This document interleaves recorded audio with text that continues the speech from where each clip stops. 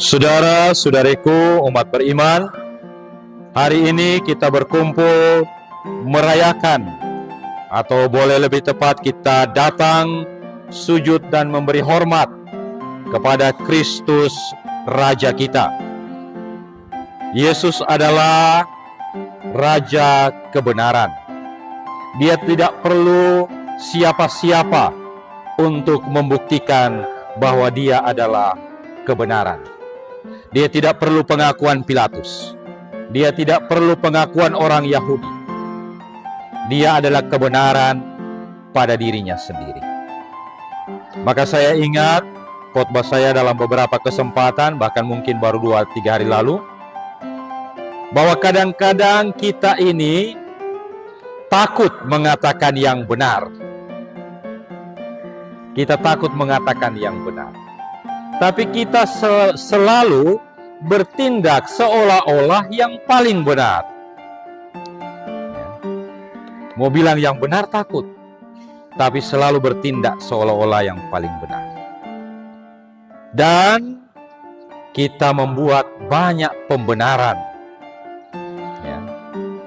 Saya ingat ada ungkapan bilang, biarkanlah benarmu disalahkan orang, tapi jangan sampai salahmu justru dibenarkan.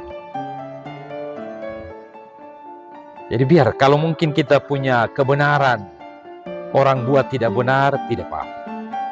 Tapi jangan sampai sesuatu yang kita bilang, kita pikir, kita buat salah, lalu semua orang setuju sebagai benar. Ya, ini kita sama-sama masuk jurang. Maka Raja kebenaran hari ini mengajarkan kepada kita bahwa kita tidak perlu validasi dari siapapun tentang yang kita tahu sebagai benar, tentang yang akan kita katakan sebagai benar. Karena validasi dunia ini tidak akan selalu bisa memenuhi harapan. Dialog Yesus dengan Pilatus, seolah-olah Pilatus mau mengatakan kalau saya yang bilang raja, baru Yesus raja. Tapi Yesus bilang tidak. Ya, saya raja bukan karena engkau mengatakan.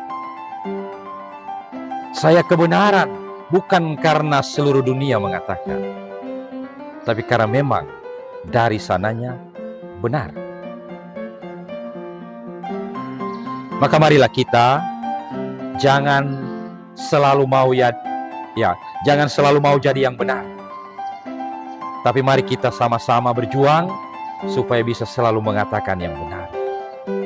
Tidak usah takut. Saudara-saudariku yang terkasih, karena itu penting untuk tahu bagaimana hidup benar, supaya ungkapan hidup kita itu kebenaran. Maka saya suka ada satu pastor, dia membedakan antara job dan work. Dia bilang ada beda antara job, kerja, pekerjaan, dan work. Kalau kita hidup ini hanya untuk job, maka dia punya kategori adalah untuk menghasilkan sesuatu. Itu pekerjaan. Jadi kita melakukannya karena dibayar. Itulah job. Semua orang cari job untuk hidup ya, dan dibayar untuk itu. Tapi kalau pekerjaan adalah sesuatu yang kita lahir untuk itu. Seorang ayah tidak perlu dibayar untuk menjadi ayah. Dia terlahir sebagai ayah. Seorang ibu tidak perlu diberi gaji untuk menjadi seorang ibu. Dia terlahir menjadi ibu. Jadi kalau kita masih pikir-pikir dibayar, berarti itu bukan benar, bukan yang benar. Itu kerja. Kerja juga itu bisa diberhentikan. Ya. Seorang yang mengabdi pada institusi tertentu bisa berhenti, entah karena pensiun, tapi karena mungkin kepala batu dan dipecat. Ya. Saya punya teman SD, ya, sudah bagus-bagus, jadi brimob, ya, tapi tidak bertanggung jawab, akhirnya dipecat. Ya, pulang kampung cuma bikin kacau di sana. Tapi kalau kita melakukan pekerjaan, itu tidak bisa diberhentikan. Tidak ada bilang seorang mengatakan, sorry istri dan anakku, saya pensiun jadi bapak. No way. Sorry suami dan anak-anakku, saya pensiun jadi ibu. Itulah ya, membedakan. Kalau kerja, kita berhenti. Tapi kalau kita menghayati sebagai sebuah pekerjaan, kita tidak akan pernah berhenti. Dalam kerja, kita juga membutuhkan skill. Tapi dalam pekerjaan, kita butuh rahmat. Kita tidak perlu skill sebagai suami. Kita tidak perlu skill sebagai istri. Kita perlu rahmat, supaya bisa tetap jadi bapak yang baik dan ibu yang baik. Maka tidak ada sekolah jadi suami, sekolah jadi istri. Ya. Cuma ada kursus 3 bulan, yang lain kali datang juga absen, banyak. Ya. Lalu, ya, sesudah itu tim kursus bilang belum siap, dorang mulai mengamuk. Ya. Saya ingat ada pengalaman, dalam sebuah perjalanan pemberkatan, ya, bapaknya bilang terlalu jauh gereja Katolik, sehingga jauh dekat ini. Ya, akhirnya diberkati di gereja lain. Nah, mungkin itu yang kita bisa anggap sebagai sekolah. Tapi setahu saya tidak ada. Kalau yang lain, yang job, orang bisa belajar sampai di ujung dunia untuk bisa mengerjakannya. Semakin banyak skill, mungkin semakin laku dalam kehidupan. Tapi tidak untuk pekerjaan. Kerja bisa diambil orang. Kalau kita sudah tidak mau, kita berhenti, orang lain gantikan. Atau kita sudah selesai periode, orang lain gantikan. Tapi pekerjaan tidak ada yang bisa menggantikan. Tidak bisa. Kita tidak bisa bilang ganti dulu. Saya sudah mau berhenti. Karena itu Yesus datang tidak untuk job. Yesus datang ke dunia bukan untuk job. Yesus datang untuk work, untuk pekerjaan. Dan yang dia buat adalah pekerjaan Bapa. Karena itu dia tidak perlu digaji. Dia tidak bisa digantikan. Dia tidak pernah berhenti bekerja. Maka saudara-saudariku, kalau kita juga tahu meletakkan apa yang seharusnya kita buat, apa yang seharusnya benar dalam hidup kita, maka saya kira kita bersama dalam kerajaan Yesus. Karena kita buat hal yang sama. Kita terlahir untuk tugas-tugas dan tanggung jawab yang Tuhan perkenankan kita terima. Kita tidak cari itu. Sejak lahir kodrat itu melekat.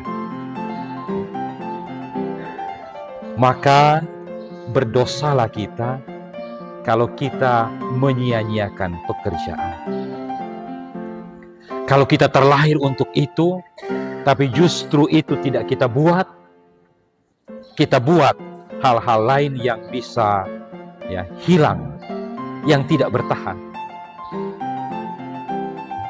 Bukan hal yang luar biasa mendengar begitu banyak mereka yang terlahir harusnya menjadi bapak yang baik, tapi justru hilang kepercayaan dari orang-orang yang dia ciptai. Atau sebaliknya, ada beberapa dalam konteks gereja memilih terlahir berbeda, religius misalnya. Itu bukan kerja, itu bukan job. Kita terlahir untuk itu karena pilihan.